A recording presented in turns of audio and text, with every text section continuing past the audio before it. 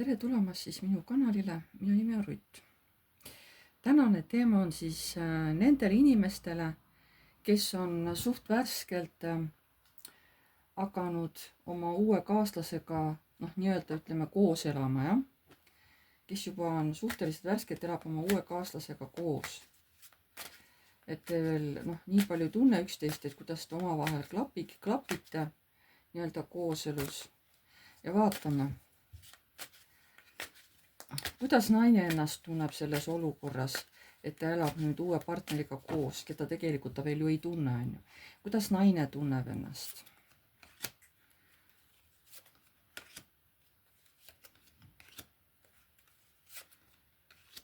Nii, aga kuidas tunneb mees ennast? Kuidas mees ennast tunneb? Elades nüüd oma uue naisega koos. Kuidas mees ennast tunneb?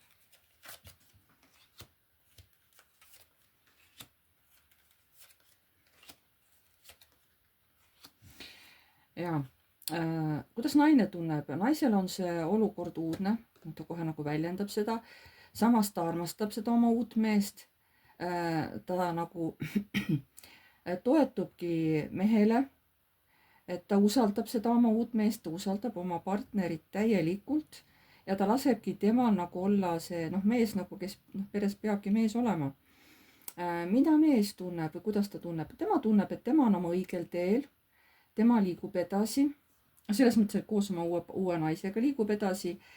Ta väga armastab seda oma uut naist ja samas ta tunnebki ennast kui mees, kes on nüüd perepea, kes peab hakkama raha sisse tooma ja siis nagu kellele saab loota, et ta peab olema nüüd tugev.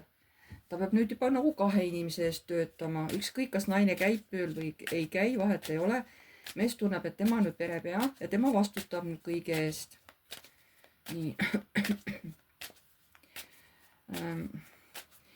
Naine, missugused tuleviku mõtted sul praegu peas on selle uue mehega koos elades? Missugused on sinu tuleviku mõtted? Missugused on mees sinu tuleviku mõtted?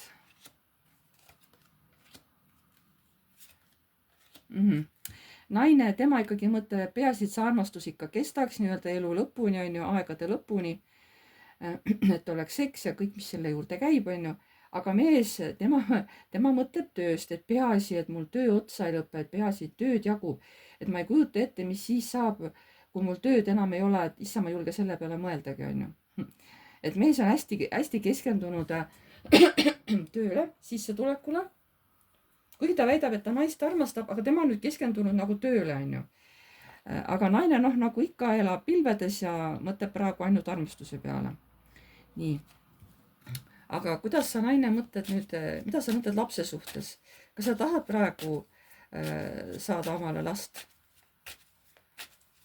Kuidas sina suhtud lapse teemasse praegu? Kas sa tahad last saada?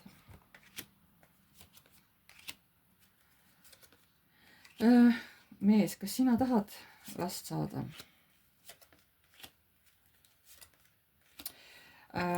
Ot siin ongi nüüd niimoodi, et mõnes mõttes on neil suht sarnane mõtlemine, et naine tegelikult tahaks, aga ta ütleb, et ma ei tea, et äkki praegu ei ole õige aeg, praegu on liiga vara veel, et võib-olla kunagi hiljem. Et aga muidugi, kui ma jään rasedaks, siis ma olen väga õnnelik, aga otseselt ma praegu veel last ei taha, praegu on vara. Ja mees praegu üldse veel ei taha last. No tema jaoks praegu täiesti kohe vale aeg, kui nüüd peaks nagu rasedaks jääma naine.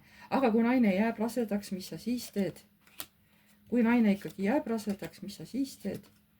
No siis ma hakkan oma naise ja lapse eest hoolt kandma. Mis siin ikka, ega siis, et aborti ma tal küll teha ei lase. Ei. Ja ma võtan ikka täis vastutuse pere eest ja tuleb laps, siis ma hakkan hoolitsema. Et tema jääbki siis koduseks ja mina hakkan hoolitsema siis. Nii. Ja kui sina nüüd naine peaksid rasedaks jääma, mis sa siis teed? Kui sa nüüd peaksid rasedaks jääma, mis sa siis teed?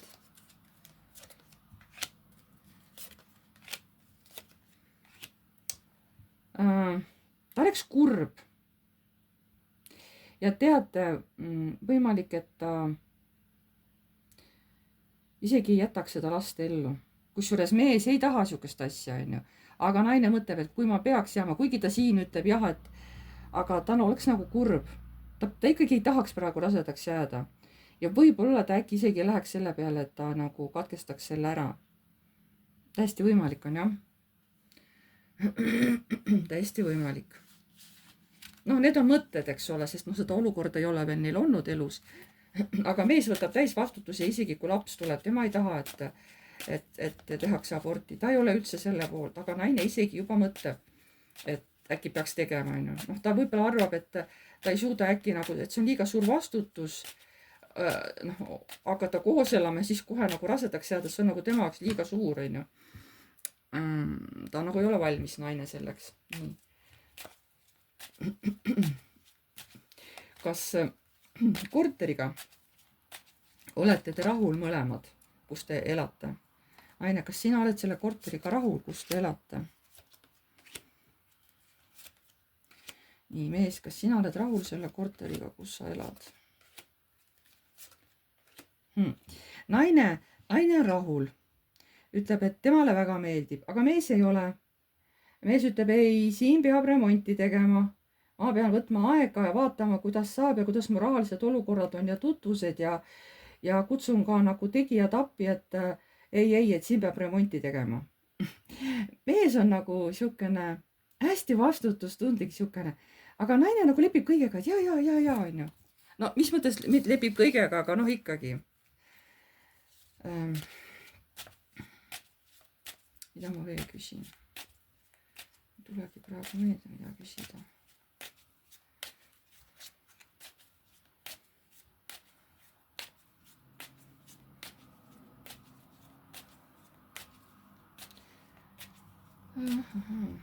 Kas sa usaldad oma partnerit?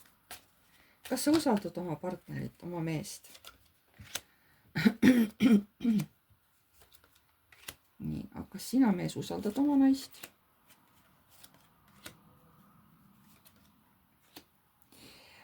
Naine, ta tahaks usaldada, aga ta on ka valmis selleks, et mees võib-olla valetab midagi, jätab asju rääkimata, et ta võib talle haiget teha. Nii et tegelikult naises on niisugune usaldamatuse tunne täiesti olemas. Aga mees ütleb, et algul ma olin nagu, ma natuke ebakindel olin, aga ma arvan, see läheb ajaga üle, tegelikult ei ole tal häda midagi, et ma täiesti usaldan teda.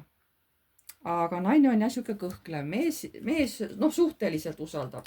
Mitte sinisilmselt, aga suhteliselt. Aga vot naine ei usalda, temas on hirm. Äkki mees petab, äkki mees teeb mulle haiget, on ju, sõnadega või jätab midagi rääkimata ja pärast kuulen kuskilt midagi, on ju. Naisel on see hirmu seemes täiesti sees olemas.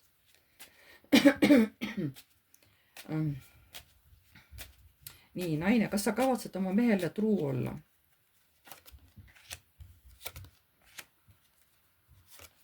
Nii, ja mees, kas sina kavatsed oma naisele truu olla?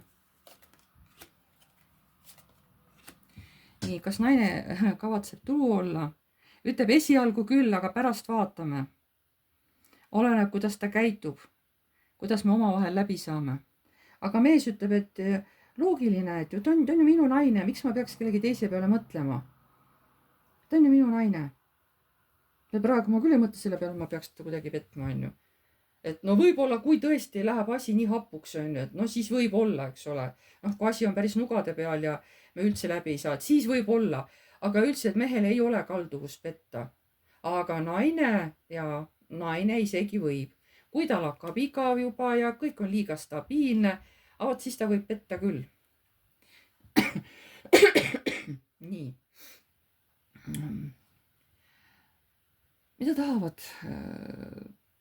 Mida tahavad kõrgemad jõud öelda selle suhte kohta?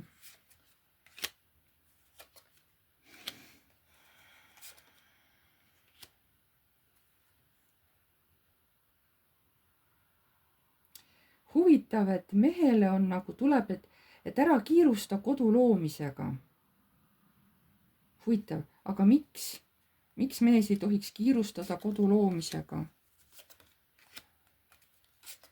Sellepärast, et naine, kelle sa omale võtsid, on suhteliselt muutlik ja pärast sa võid tema peale päris tige olla oma naise käitumise pärast. et sellepärast, et sa tegid, liiga siukese kiire otsuse, liiga rutaka otsuse hakata selle naisega koos elama. Et see naine praegu on ta küll jah, sihuke hea ja kodune ja siukene truu, aga pärast ta võib jah, mingisuguste tükkidega hakkama saada ja siis sa kahetsed ja siis sa oled tema peale väga vihane. Et kõrgemad jõud, kas te tahate öelda, et see mees ja naine ei jää kokku elama või? Torn. Sauvade 10. Jah, et kui see tuleb, see petmine või mingi jama tuleb, siis läheb suhe päris raskeks ja siis läheb igaüks oma teed. Jah, no vot, mis siin ikka öelda. Selline oli tänane ladumine. Pange like, kui teile meeldis. Kirjutage kommentaar, kui soovite. Uued tulijad, vajutage telli nuppu. See on tasuta. Vajutage musta kellukest. Siis alati tulevad teile edaspidi teavitused, kui ma olen mõne uue video üles laadinud. Ma tänan teid kõiki, kallid inimesed, kes te järjest olete tulnud mu kanalile, kes te uudistate, vaatate, kuulate, et millega ma siin tegelen. Et mul on kõigi teie üle väga hea meel. Jah, ma ei väljenda seda just niimoodi tihti, lihtsalt ma olen selline omanäoline. See ei tähenda, et mul ei ole teie üle hea meel, on ikka. Aga hääl on mul küll selline, et ei usu mu juttu. Et noh, natuke veider on, selles mõttes, et mul on natuke veider vaata tühjusesse rääkida, et sellepärast tundubki see kuidagi hääl mu nagu monotoonne, tegelikult see ei ole nii, ei, mul on päriselt teie üle hea meel, kes te uued tulete, vaatate, uudistate, kuulate, et mida ma siin räägin, on ju, et te olete alati oodatud mu kanalile. Ma tervitan kõiki uusi tulijaid ja mul on hea meel kõigi nende üle, kes juba on mu kanalil päris pikka aega. Ma tänan teid kõiki, kallid vaatajad, te olete nii tublid. Ja mul on nii hea meel, et te juba julgete kommenteerida, et te räägite natukenegi oma eludest, et te natuke avate ennast. See nõuab tegelikult päris suurt julgust ja ma tõesti kummardan kõigi teie ees, kallid inimesed, kes te olete julgenud ennast väljendada. Et tõesti tohutu suur kummardus teile, kallid inimesed. See on väga suur julgus tegelikult seda kirjutada. Ärge arvake, et mis see siis on, et ma kirjutan. Ei, paljud ei julge isegi siin mingisugust märki maha panna, mingid laiki, eks ole, nad kardavad, äkki keegi näeb. Et need, kes te olete need julged kirjutajad, kommenteerijad, kes te julgete esimesena sõna võtta ja kirjutada tõesti, et mul on väga hea meel teie üle. Aitäh, et te mul olemas olete. Ma tänan teid kõiki, kallid vaatajad, ja jääme jälle nägemiseni.